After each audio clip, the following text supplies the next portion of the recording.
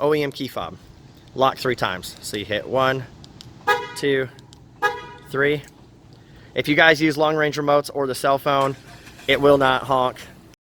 This video is going to cover the Mazda 3, the Mazda 6, and the Mazda MX-5. We are using the Mazda 6 as our demo vehicle. However, the installation is the same for all vehicles listed.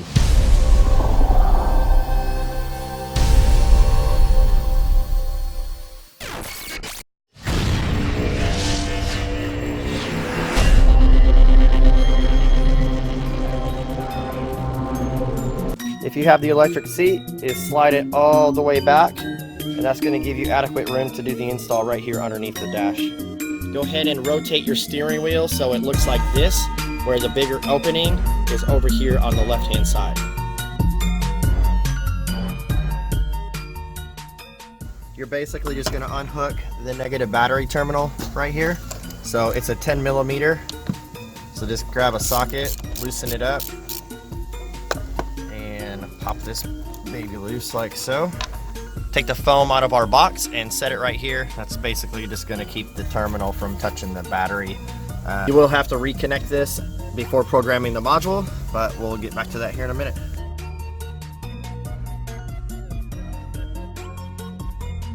Now that the battery's unhooked, we're going to go ahead and remove this bottom plastic piece from the steering wheel. The easiest way to do this is to unlock the steering wheel, pull it all the way out, push it all the way up, and then lock it back into place. There's a couple screws that we need to remove underneath the steering column. They are Phillips screws. There's one here, and some models have a third screw, so just kind of double check and make sure that you have all the screws out before you pop this down. So go ahead and remove the 2 or 3 Phillips screws that are here. Once you guys have the screws removed, go ahead and release the steering wheel lock right here. And then we're going to go ahead and break these 2 halves apart. So grab the plastic pry tool. You're simply going to stick it right on in here below the parking light switch lever, and you're just going to simply break it apart, and it comes right on out.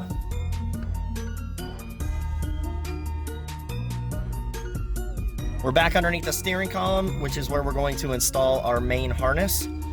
If you look closely, you'll see 2 white connectors. There's one here on the left, right behind the little hook, and then another one right here on the right.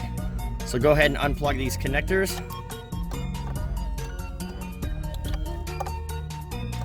And then you're simply going to plug the mating end of our connector into it like this. And then plug the other end of our connector right back into the module.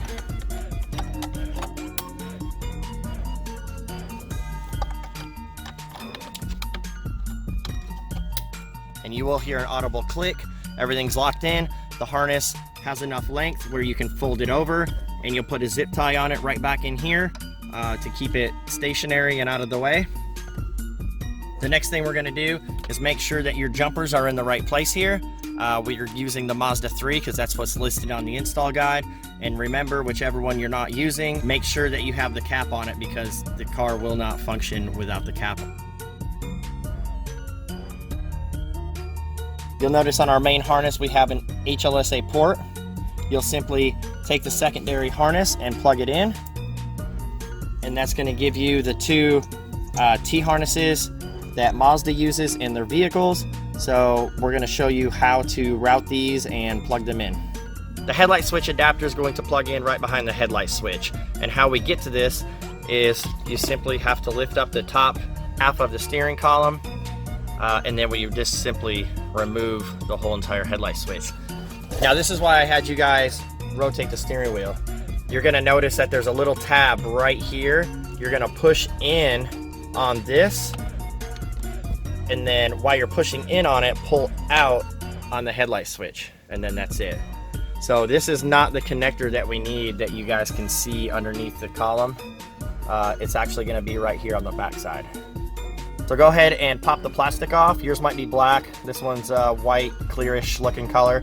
Once you determine which light connector that you need, you're going to go ahead and take that one and route it up under and through this little hole here, the whole thing like this.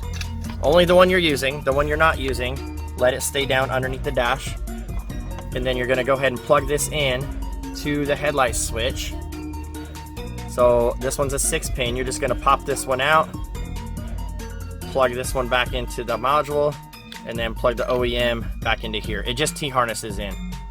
As you can see, we have the OEM connector and it is plugged into our harness, and then the other end of our harness is plugged right back into the headlight switch. Make sure the connector with the orange wire plugs into the headlight switch, and make sure on the other end of our harness that has the yellow and white wire, they match up with the 2 wires next to each other on your factory connector.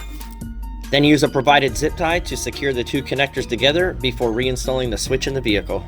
If you guys have the 8-pin left over that has the male terminals here, put some electrical tape around this, or simply just pop this off and zip tie it to the harness. That way the terminals won't short out on anything when you mount the harness and the module. The easiest way to reinsert the switch with the harness hooked up is make sure that the cable is all the way bottom left corner, and then you can put the switch in like so, and don't clip it in yet, but the slack you can simply pull back a little bit and then go ahead and push this in where it clicks like so. And then you can feed the wire on the bottom, and on the top above where that connector plugs in, there's enough room to put this connector, and then the steering column and everything pops right back on, and you're good to go. The little clear or black plastic cap that you popped off, you can throw it in your glove box or whatever. It's not gonna go back on right now. After you guys have the headlight harness adapter installed, just route it along the factory wire up here, and you can zip tie it. The one thing you need to take note of is that one screw screws in right here, so make sure that you have the wires zip tied off to the side and out of the way.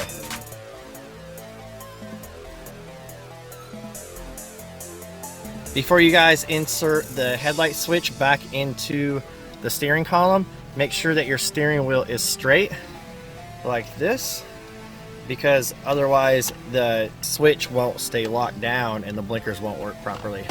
So make sure your steering wheel is aligned straight, insert the switch in, and then you'll be good to go.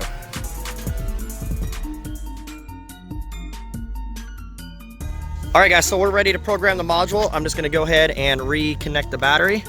Just as a note, anytime that you disconnect the factory BCM connectors, you should always unhook the negative terminal battery in these Mazda vehicles.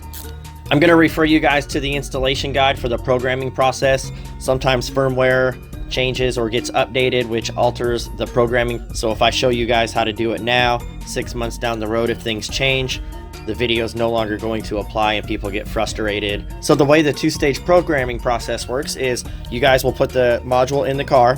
You will complete stage 1 programming, which is outlined in our installation guide. You will unplug the module, make sure that you plug our drive time cap into the harness so you guys can drive the vehicle while the module is out of it. And then you're going to send the module back to us for the completion of stage 2 programming. We will ship it out the same exact day that we receive it from you, and then you're going to plug it back in the car, do a couple steps, and you'll be on your way.